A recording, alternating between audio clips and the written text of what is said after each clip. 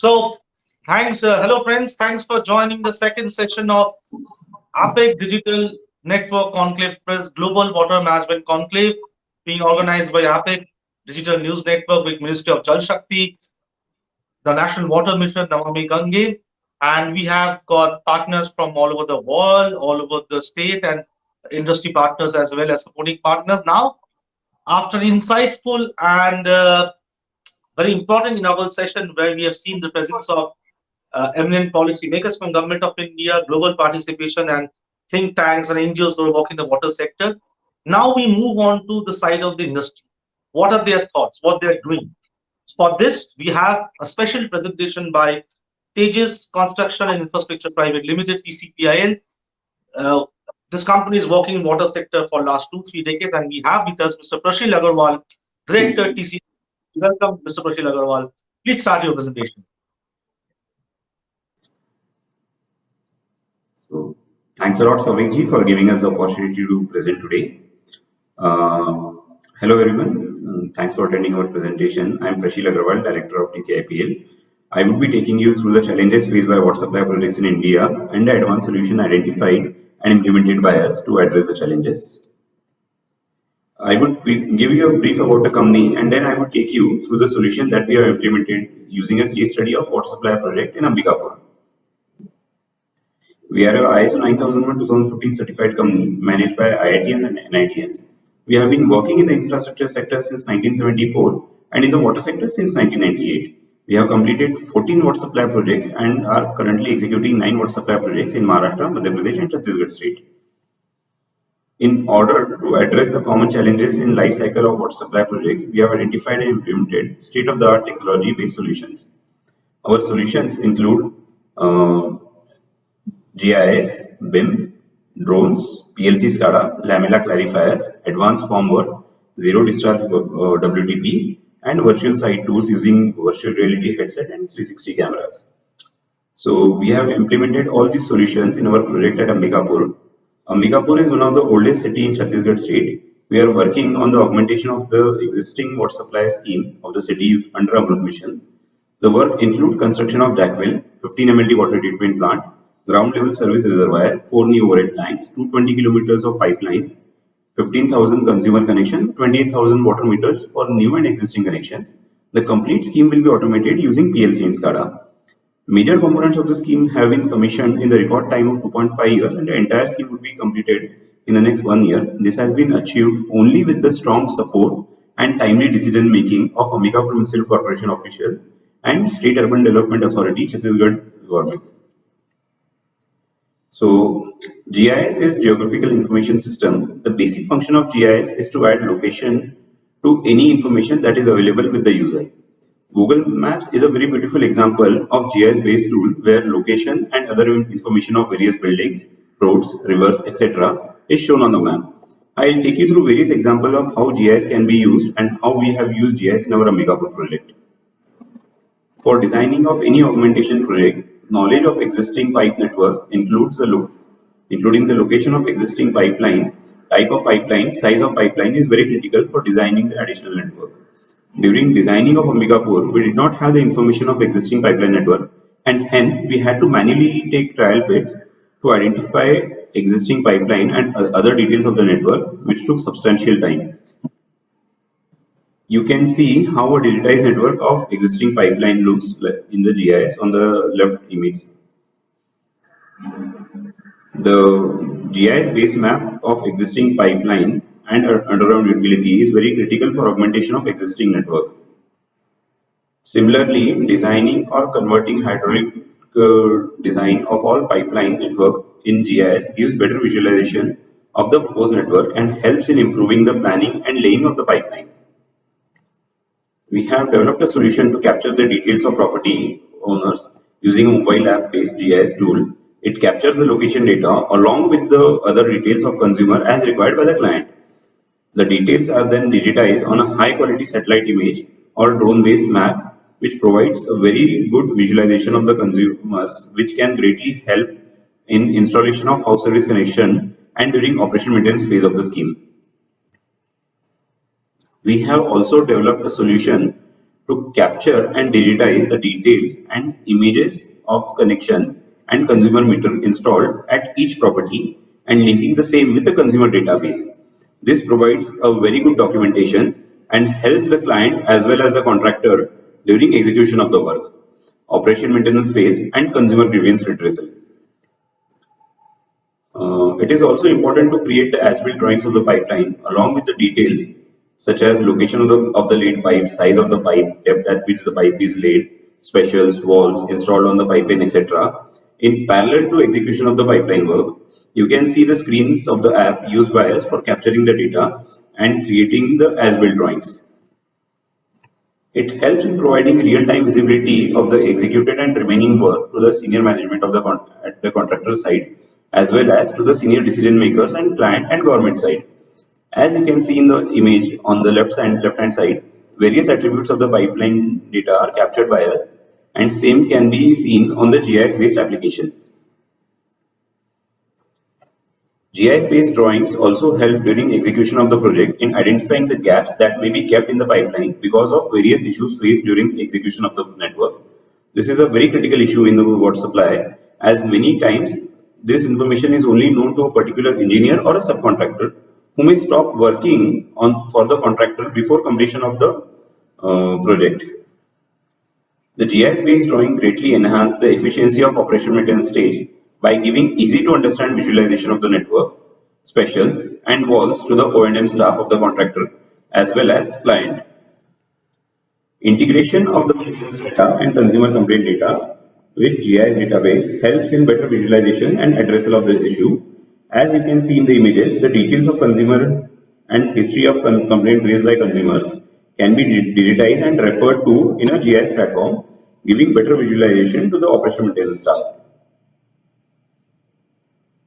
Similarly, digitization of the complete data will help local authority whenever they go for further augmentation of the water supply scheme.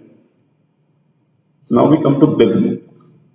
BIM, that is Building Information Modeling, is creation of a digital model or a digital twin of existing or proposed structure. We have extensively used BIM in our Ambikapur project. Creation of BIM model of structure based on the CAD drawing helps in scrutiny of the design by giving better visualization of the proposed structure.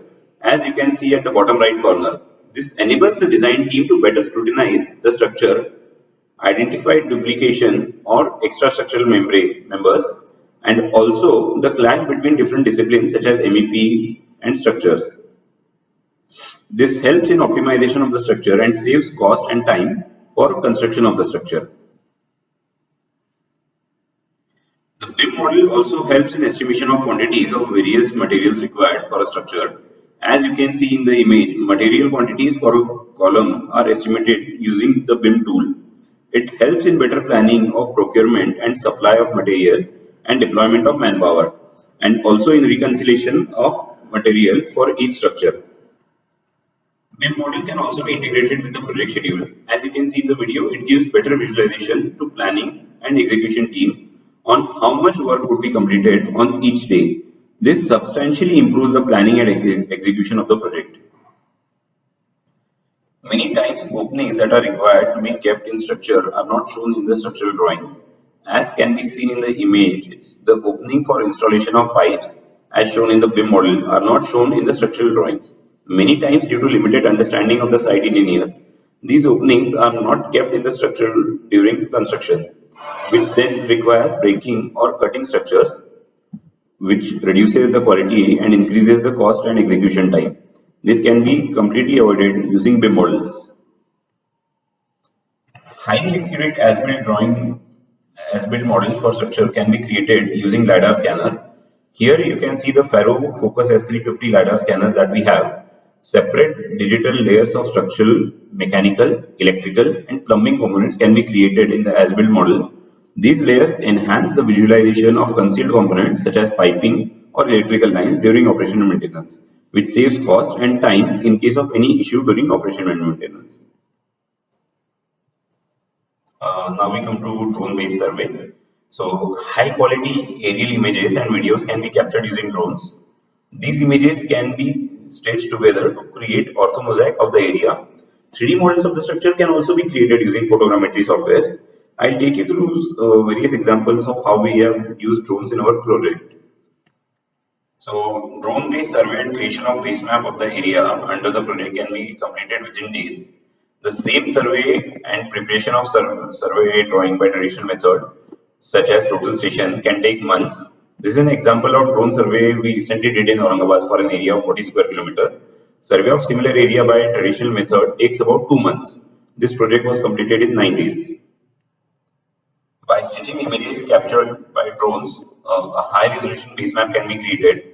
The base map can be utilized in a GIS platform. Pipeline and other layers can then be added to it. It gives the base map with the most recent data, which can greatly help in planning and identification of obstacles. As you can see in the image, identification of encroachment on the path of the pipeline can be done in the planning stage itself by visual inspection of the path of the proposed pipeline. Mitigation measures can be initiated in the planning stage itself, resulting in saving of cost and time. Aerial images can also be used for a quick review of the site to check stacking of material, safety measures, and current physical progress on the site.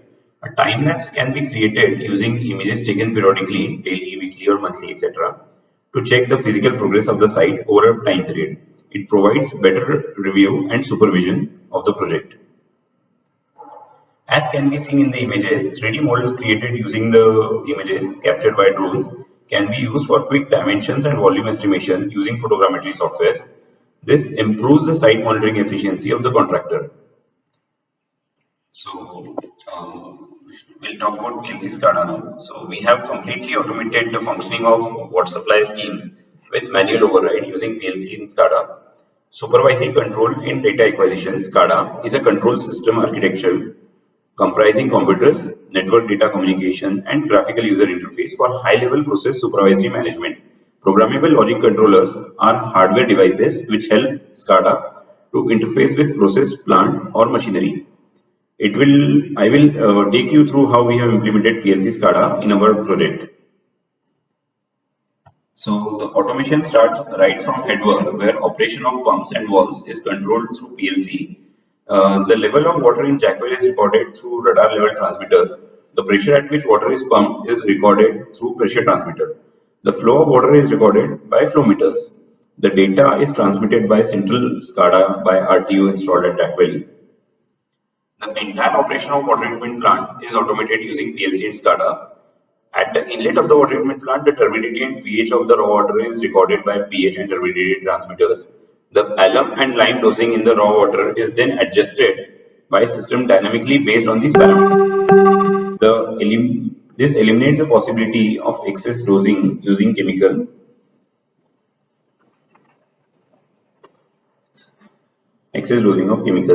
and leads to cost and saving. Okay.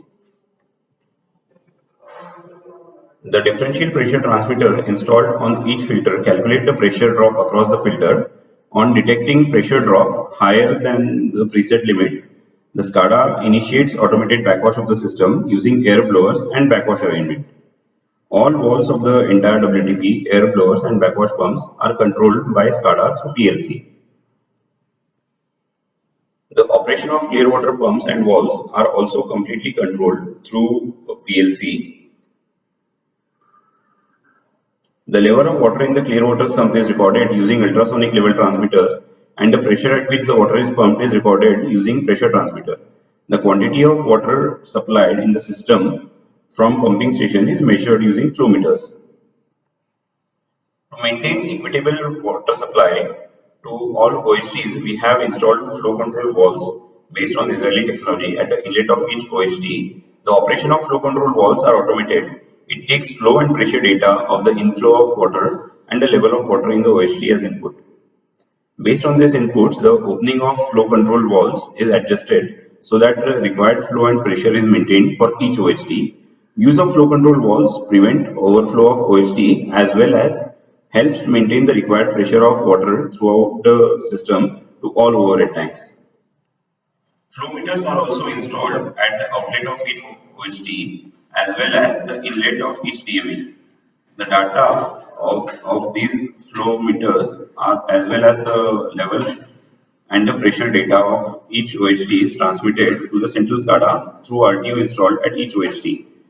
Using PLC SCADA, the entire system can operate the scheme 24/7 with minimal or no supervision and manual intervention. So, creation of DMA in distribution. Non-revenue water, commonly known as NRW, is a big challenge before public bodies. For many urban local bodies, NRW is as high as 60% in India. Ambikapur is also no exception to this and has an NRW of 55%. District metered areas is one of the most promising methods implemented globally for improving the water supply qualitatively and quantitatively and reducing NRW to sub 20%. As seen in the image, one zone is broken down into 3 DMAs. Each DMA can be isolated from others in two manners, either with the use of isolation walls at its boundary or by cutting off pipes connecting the DMA to other DMA. Water meters are installed at the inlet of each DMA for monitoring of water supply to identify leakage and control the NRW. In Ambikapur, 37 DMAs were created for 16 zones based on the elevation of the area and distance from OHT. Rider lines from overhead tanks were provided till a high elevation point in each DMA. The branching of network was started from the same point to provide equitable water to all connection in each DMA. Salient feature and achievement of the design include minimum pressure of 12 meter is achieved at most of the nodes. Hydraulic gradient less than 5 meter per kilometer is achieved. Max velocity below the limiting value of 1.8 meter per second is achieved. On the commissioning of the complete network, non-revenue water is expected to reduce from current 55% to 20%. Traditionally, a single clariflocculator is provided in the water supply scheme. A typical clariflocculator is shown in the image on the left side. It requires large area for construction. During the maintenance of the clariflocculator, the system has to be stopped and the raw water is directly sent to filters bypassing the clariflocculator, resulting in incomplete treatment of water and reducing the quality. In order to overcome this shortcoming of traditional clariflocculator, high-rate tube settler process is now widely used in drinking water sector.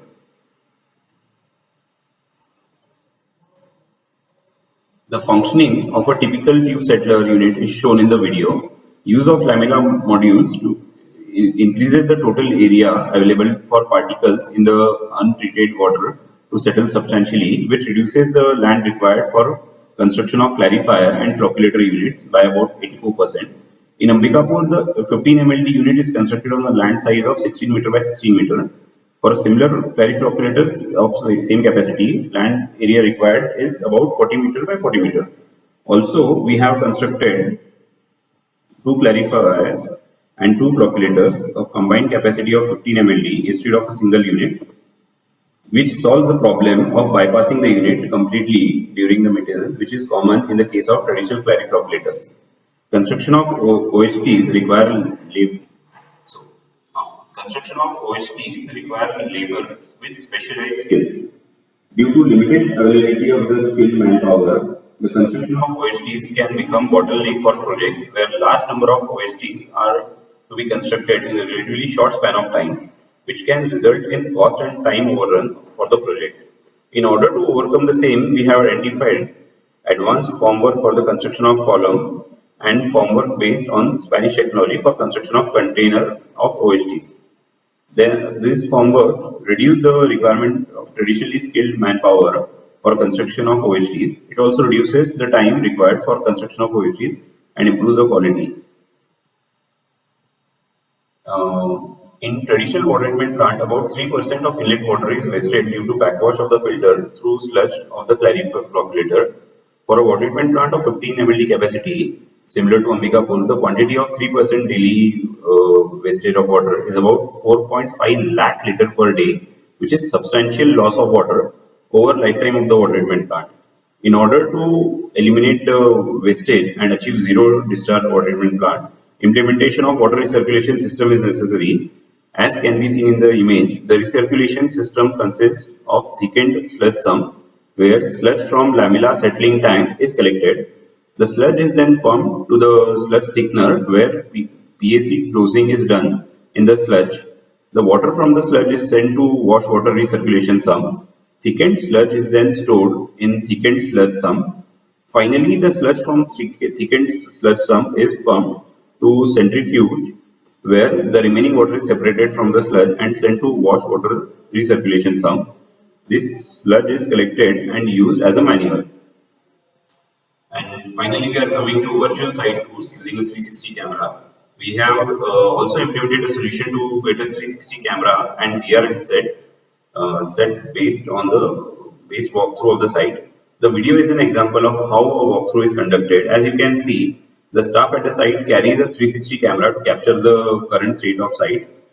The user can get a 360 view of the entire area by simply panning the video. Walkthrough can be done live as well as pre-recorded, and it can also be used for creation of photogrammetric 3D models. This gives complete walkthrough of sites to the user remotely. This has also helped our management to monitor the execution of the work during lockdown.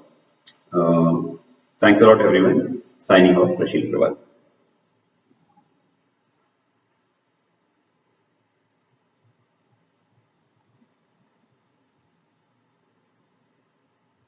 This video has been played at 3x speed.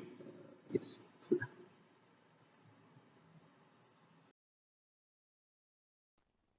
Thanks, Mr. Prashil Agarwal, young director from PTIPL. I think whatever work you're doing in various parts of Maharashtra and other parts of the country in the water sector have been seen by stakeholders now. We are live in Facebook and YouTube also through our APIC page. And definitely, government policymakers who are working in this field will be surely in touch with you. And can you and government can collaborate more for the growth of water sector in India. Thanks a lot, Mr. Prashil Agarwal. With this, we'll take a short break of 10 minutes and we'll be starting the next panel discussion where we will have a representation of state governments and also industry and global, where policymakers, industry leaders, and experts will be talking on various aspects on the initiatives being taken in the various state governments world over and what industry is thinking about that. We'll be back after 10 minutes. We'll be starting our next panel discussion at 1:30. Do join us live again. Thanks a lot, Mr. Prashil Agarwal. Thank you. Thank you.